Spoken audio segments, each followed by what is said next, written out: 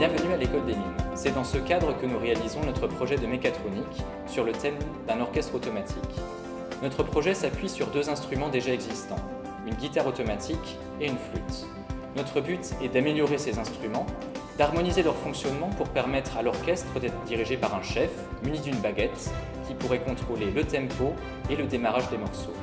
Pour mener à bien ce projet, nous sommes une équipe de 20 étudiants, des élèves de l'École des Mines, mais aussi des élèves en BTS, conception de produits industriels, électronique et communication. Nous sommes aidés par des tuteurs de lycées extérieurs et de l'École des Mines pour nous assister dans les tâches techniques et la conception du projet. La flûte utilise un moteur linéaire pour faire varier sa longueur et ainsi varier sa hauteur. Elle utilise également un petit actionneur, un solénoïde, pour couper la note. L'ancien groupe nous avait laissé un gros compresseur qui donnait une forte pression qui était largement supérieure à la pression nécessaire pour faire fonctionner la flûte. Nous l'avons remplacé par ce petit ventilateur avec sa gaine pour limiter les pertes de charge. Nous avons également rajouté le solénoïde qui nous permet d'avoir des notes nettes et rapides. Ce solénoïde fait en fait léviter un petit aimant, ce qui nous permet de mettre en translation une petite barre métallique qui va bloquer le flux d'air entrant par le ventilateur dans la flûte. Et aujourd'hui, le résultat nous permet d'avoir des notes détachées et une mélodie plus propre. Donc voici la guitare, donc elle est composée d'une corde ici, qui est tendue par un moteur tensionneur à son extrémité. La tension est captée par le capteur de force ici, et on change la longueur de corde pour changer la hauteur de note grâce à un moteur linéaire. Et enfin, la corde est actionnée par un médiator placé ici. Alors au départ, pour actionner ce plectre, on avait un moteur qui faisait un mouvement rotatif, comme cela donc, sur la guitare. Mais le problème avec ce moteur, c'est qu'il était lent et puis aussi bruyant. Alors on a dû changer le système et finalement on a trouvé un système permettant de faire un mouvement de translation du plectre. Et ça c'est rapide, peu bruyant et très efficace. Le problème qu'on a avec la guitare, c'est que le moteur qu'on utilise ici est un moteur très violent et comme vous le voyez, la barre qui est ici ressort derrière. On a donc prévu un carter de sécurité ici qui permet de couvrir et d'empêcher l'accès à la barre ici.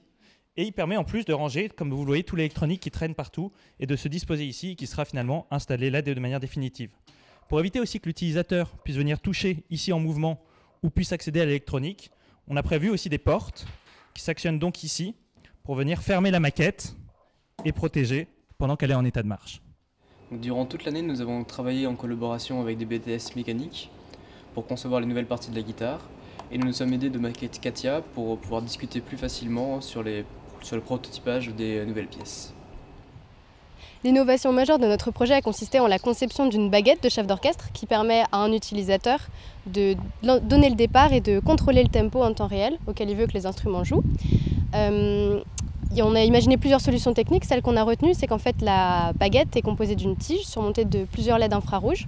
La position de ces LED infrarouges est détectée par une Wiimote qui va transmettre la position à l'ordinateur et l'ordinateur ensuite transforme le signal à l'aide d'un algorithme afin d'obtenir la fréquence en définitive. Pour la partie algorithmique, nous avons eu deux choses à traiter. Tout d'abord, la communication entre la baguette et l'ordinateur afin de pouvoir récupérer les positions successives de la baguette. Et ensuite, la partie analyse de fréquence qui donc déduira de ces positions les instructions données par le chef d'orchestre. Le logiciel envoie des instructions parfaitement semblables aux différents instruments, c'est-à-dire qu'il ne fait pas la différence si l'instrument de destination est une guitare, une flûte ou autre chose. C'est ensuite à l'instrument de déterminer par lui-même quelles sont les commandes moteurs et autres qui vont permettre de la bonne réalisation de la commande envoyée par le logiciel central. Donc une autre partie de notre projet, ça a été donc de s'occuper de l'interface homme-machine qui va être l'aperçu du logiciel pour l'utilisateur. Donc l'idée a vraiment été de créer quelque chose de très simple d'utilisation, assez ergonomique. Donc elle est divisée en trois parties. Donc une partie aperçu donc, des mouvements du chef d'orchestre, une partie plus pour le choix des instruments et le choix du morceau, et enfin une dernière partie qui indique à l'utilisateur si tout est OK et s'il peut lancer ou démarrer le jeu.